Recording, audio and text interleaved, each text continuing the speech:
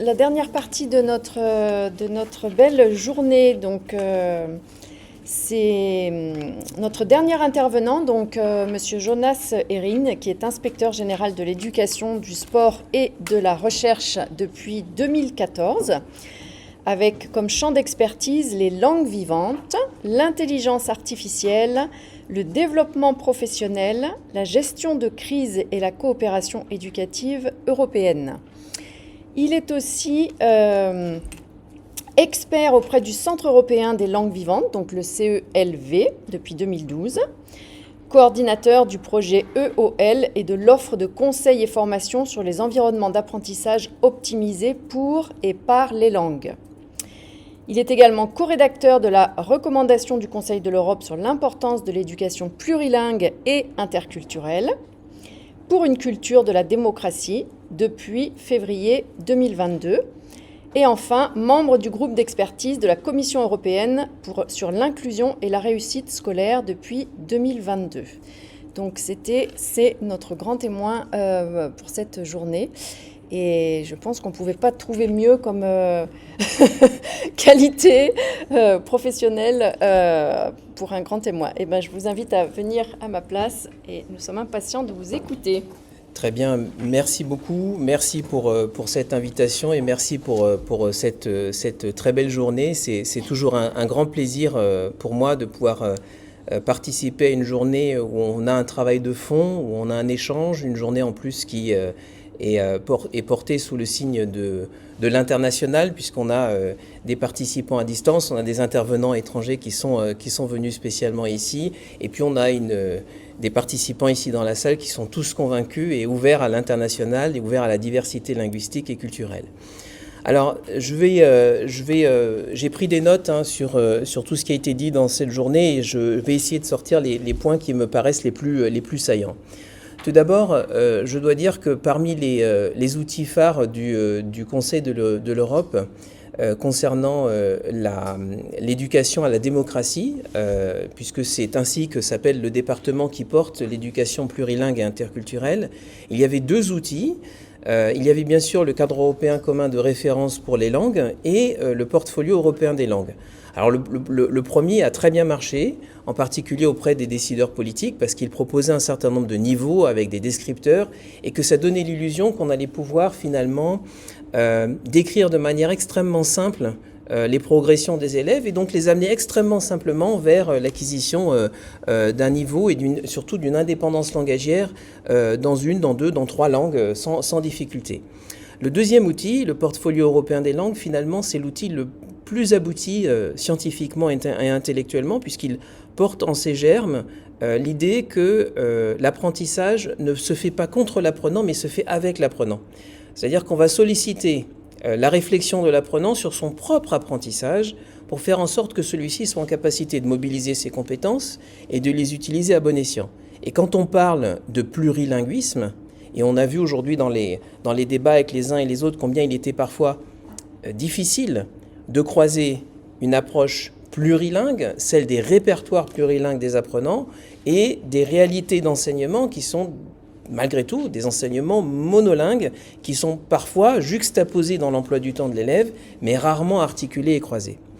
Alors, ce qu'on a vu aujourd'hui, en particulier avec l'application Vabiola, c'est que c'est une tentative, à mon avis, extrêmement intelligente, réussie et simple, ce qui est déjà un exploit en soi, d'essayer d'avoir un outil qui est facilement adaptable à l'ensemble de l'outillage et des supports que l'on peut utiliser et qui remet en avant cette idée de faire entrer l'expérientiel dans le cœur du processus d'apprentissage. C'est-à-dire que c'est par l'expérience que je vais faire, que je vais apprendre. Et on a eu cet après-midi deux retours d'expérience d'enseignants qui, je crois, ont montré toute l'étendue possible de l'utilisation de cet outil dans ce cadre-là, mais aussi peut-être quelques petites marges de progrès encore. Alors je vais reprendre les éléments et je vais regarder un petit peu mes notes et je m'en excuse et j'espère être le plus cohérent possible dans mon propos.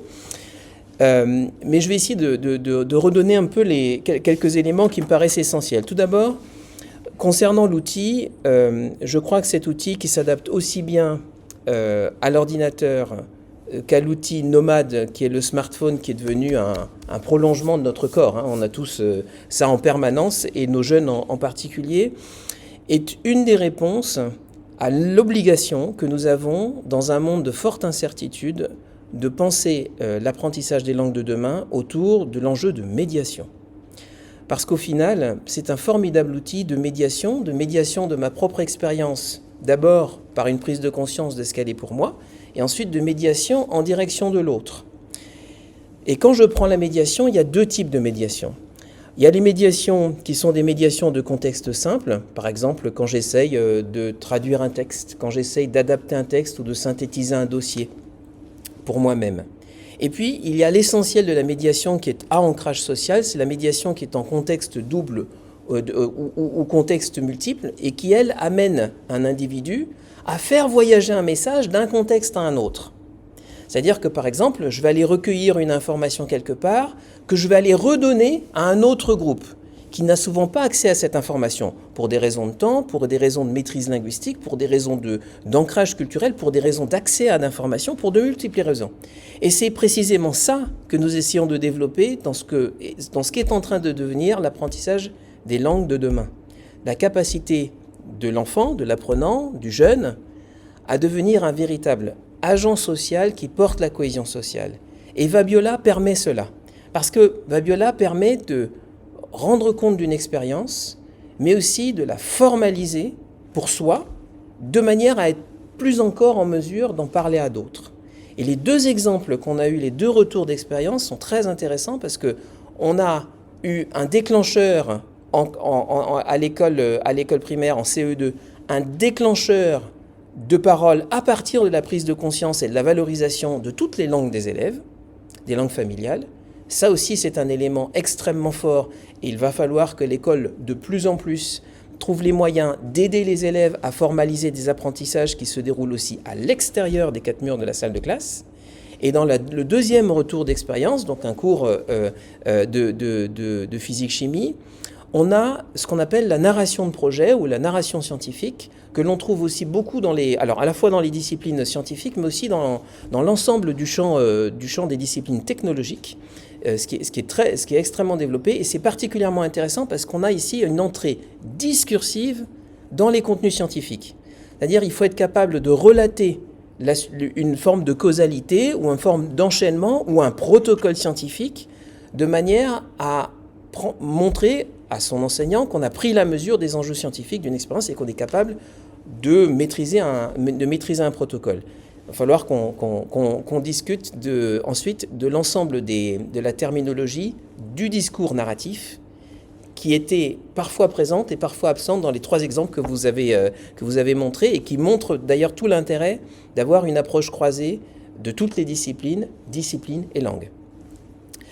Mais je reviens sur l'outil, qui est un outil donc nomade, qui permet d'articuler différents contextes, formels, non formels et informels. Donc formel, le scolaire; non formel, c'est celui qu'on trouve dans des milieux associatifs ou milieux sportifs qui ont une vocation éducative mais qui n'est pas scolaire; et informel, celui qu'on trouve dans un cadre familial ou amical. L'enjeu désormais, c'est de faire en sorte que l'élève s'engage par la langue. Et s'engager par la langue, c'est véritablement arriver à une prise de risque linguistique.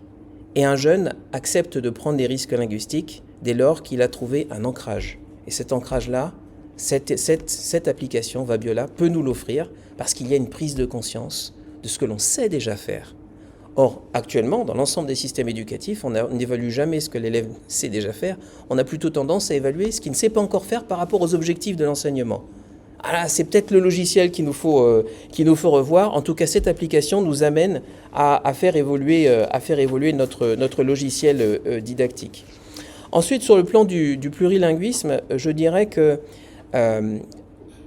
valoriser les langues familiales et valoriser l'ensemble d'un répertoire plurilingue, c'est articuler une notion de bien-être et une notion d'inclusion linguistique qui permet de lutter contre la fameuse insécurité linguistique des élèves, et on n'en parle jamais assez, l'insécurité linguistique des enseignants.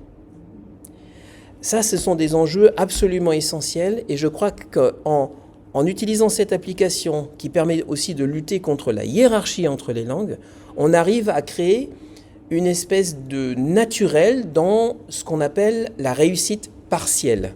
La réussite partielle, ne pas savoir parfaitement dire quelque chose, mais commencer à savoir dire quelque chose et donc oser prendre le risque de dire, c'est se mettre en position de passer d'un utilisateur élémentaire de la langue à un utilisateur indépendant.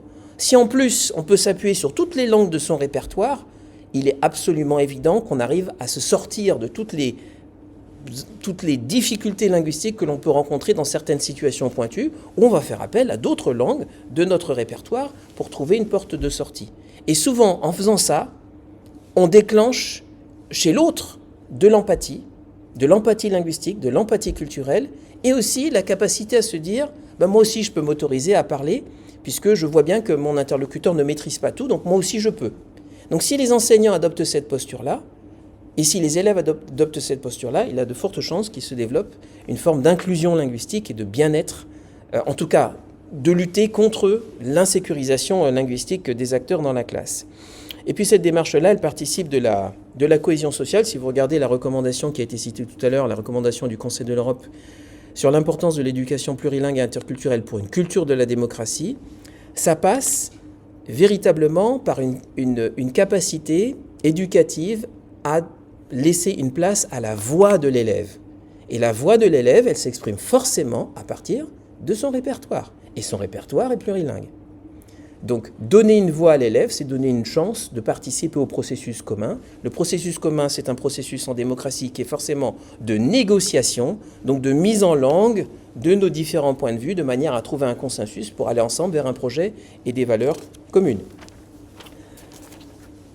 Je vais un tout petit peu plus loin. Il y a une forte articulation quand on est sur ces champs-là.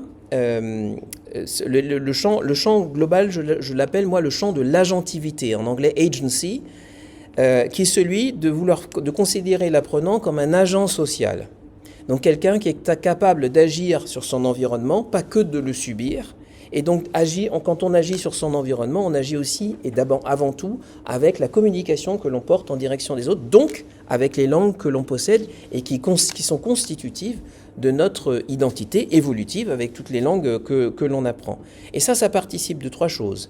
D'abord, de l'indépendance langagière, je l'ai évoqué tout à l'heure, puis de l'engagement citoyen, je l'ai évoqué à l'instant avec la recommandation, et enfin, de l'épanouissement de l'élève. Et l'épanouissement de l'élève, il repose sur trois choses. Il repose sur un sentiment d'appartenance. Tiens, l'expérience Vabiola peut être une expérience collaborative, pas mal. Il repose sur un sentiment de compétence. Tiens, on parlait de recherche de validation et de reconnaissance de compétences intermédiaires, ça marche aussi. Et sur un sentiment d'autonomie, oui, et si cette expérience, elle nous permettait de la prise d'initiative et de développer l'esprit d'entreprendre de nos élèves, oui, ça le permet aussi, mais c'est formidable. Et pourquoi on ne l'utilise pas tout de suite, cette application ? Parce que vraiment, elle répond à ces enjeux-là. J'ajoute une chose, c'est qu'on est en train d'assister à un grand bouleversement, celui de l'irruption de l'IA générative dans l'éducation, avec une discipline qui est plus touchée que les autres encore, c'est la discipline des langues vivantes. Pas que à cause des traducteurs en ligne qui sont à peu près à 97% de réussite, y compris sur des textes techniques en ce moment, et qui font dire à certains pourquoi apprendre les langues, puisque maintenant je peux utiliser des applis qui traduisent tout de suite. Non, pas que à cause de ça. Pas que à cause de la réalité augmentée non plus, qui nous permet de nous balader dans n'importe quel pays avec la bonne appli en réalité augmentée et de pouvoir bénéficier d'une visite guidée gratuite avec un expert qui pourra nous expliquer dans la langue de notre choix et avec l'accent de notre choix ce qu'il faut faire ou ce qu'il ne faut pas faire dans telle ou telle situation. Et pourquoi apprendre les langues dès lors que l'on peut utiliser des dialogueurs ou des chatbots ou des agents conversationnels avec lesquels auxquels on peut demander tout et n'importe quoi et qui sont capables de nous réaliser un diaporama complexe de 15 diapositives en 45 secondes.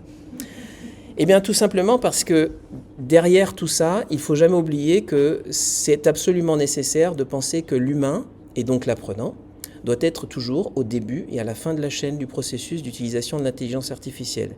C'est nous qui saisissons une requête auprès d'un agent conversationnel. Et c'est nous qui décidons, une fois qu'on a le résultat de la requête d'un chatbot, par exemple le ChatGPT, si c'est vraiment ça qu'on veut rendre au professeur, ou si on regarde de près la réponse que nous fournit l'agent conversationnel et qu'on va l'affiner d'un point de vue linguistique et l'affiner en termes de contenu en fonction de ce qu'on veut donner. C'est-à-dire que si on prend nos responsabilités. Et je crois que l'application Vabiola et le projet tel qu'il est porté, c'est un projet de prise de responsabilité des jeunes. Et je crois que ça, c'est essentiel à mettre en avant peut-être dans la suite du projet, c'est de travailler sur la responsabilisation des acteurs, et en particulier du jeune, tout en articulant et Vabiola et l'intelligence artificielle. Alors moi, j'ai plusieurs propositions. Ça a été dit, une trace sonore, intégrer une trace sonore, ça je pense que ça peut être intégré directement dans l'application. Je pense qu'il faudra intégrer un schématiseur ou un cartographieur. Ça existe en intelligence artificielle, ça permet de faire une esquisse et ensuite se dégage immédiatement un schéma. On a eu d'excellentes propositions ce matin de réalisation créative, de manière de représenter ce que l'on est soi, son identité linguistique plurielle. On pourrait imaginer ça dans des tas de situations, y compris dans un cours de sciences, où on pourra avoir une stratégie personnelle pour présenter son propre rayonnement scientifique avant de le confronter à la stratégie experte de l'enseignant ou de la classe. Mais ce que je ferai avant tout, c'est d'essayer de montrer aux apprenants comment ils peuvent utiliser Vabiola à côté de l'intelligence artificielle pour laisser l'intelligence artificielle suivre son rythme, y compris avec des outils qui sont hors RGPD et donc qu'on ne peut pas utiliser avec des élèves. Donc il est hors de question de parasiter cette belle application Vabiola avec cette intelligence artificielle. En revanche, la croiser et revenir au sens de ce que l'on veut faire, ça, à mon avis, c'est beaucoup plus intelligent. Il a été question à un moment donné d'interopérabilité des outils. Je crois qu'il ne faut pas forcément aller jusque-là avec l'IA, mais il ne faut pas essayer de suivre le rythme des développeurs d'IA. Il faut simplement développer une éducation aux médias et l'information qui permet aux individus d'être suffisamment intelligents dans l'utilisation critique de l'IA dans une perspective de citoyenneté et d'engagement social et sociétal, avec toujours l'idée de développer une conscience linguistique. Je crois que ça, c'est le maître mot. J'ajoute enfin que cette application, elle me paraît être particulièrement utile au regard des grandes problématiques des systèmes éducatifs européens actuellement. La question du raccrochage scolaire. Comment faire revenir à l'école des élèves décrocheurs? Le principal facteur de décrochage actuellement, c'est la question de la langue. C'est l'inaccessibilité aux consignes, c'est le sentiment de ne pas pouvoir parler de soi et de s'exprimer, c'est le sentiment de ne pas exister linguistiquement et donc conceptuellement de ne pas pouvoir acquérir les littératies des disciplines. Vabiola offre peut-être une réponse à cet effet. Et enfin, ça c'est la lutte contre le décrochage. Et ensuite, il y a la question de la rescolarisation des élèves qui sont déscolarisés. Vous savez que partout en Europe, depuis la Covid, on a une multiplication, une augmentation assez dangereuse et inquiétante de l'instruction en famille. Je crois qu'une application qui permet de prendre en compte toutes les expériences de l'élève permettra progressivement aussi d'accompagner l'élève vers un retour à l'école et un retour à la socialisation de manière à ce qu'on refasse équipe, qu'on refasse société. Et ça passe fondamentalement par la langue. Donc ça, c'est une perspective. La deuxième, c'est de développer de manière systémique un enseignement disciplinaire sensible à la langue. Vous, chers collègues, vous êtes largement en avance dans votre approche et je suis très impressionné par la manière dont vous abordez les choses.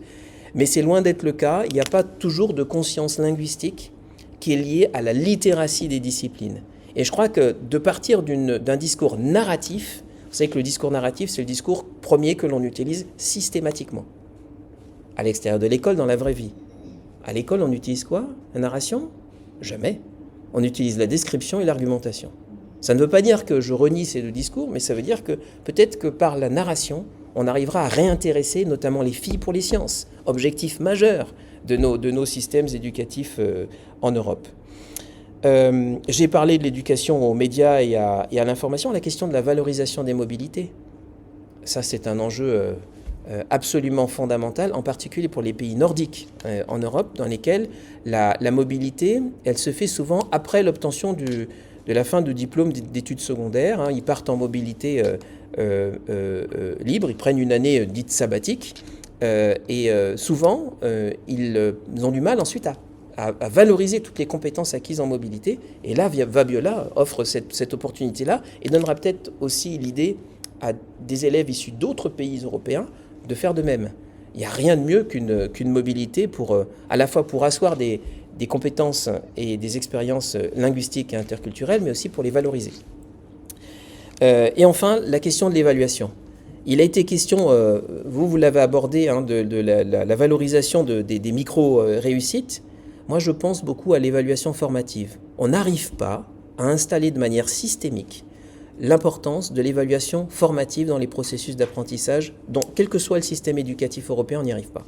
Donc ça, c'est un enjeu très fort. Et pour y arriver, il faut que l'élève devienne un partenaire de l'évaluateur, voire un co-évaluateur.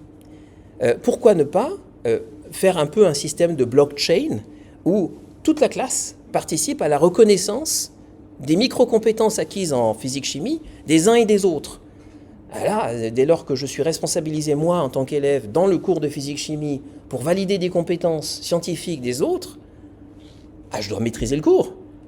Je dois m'intéresser aux compétences, je dois m'intéresser aux objectifs, je dois me les approprier. Et ça change tout, du point de vue de la posture de l'apprenant en direction du fond à apprendre.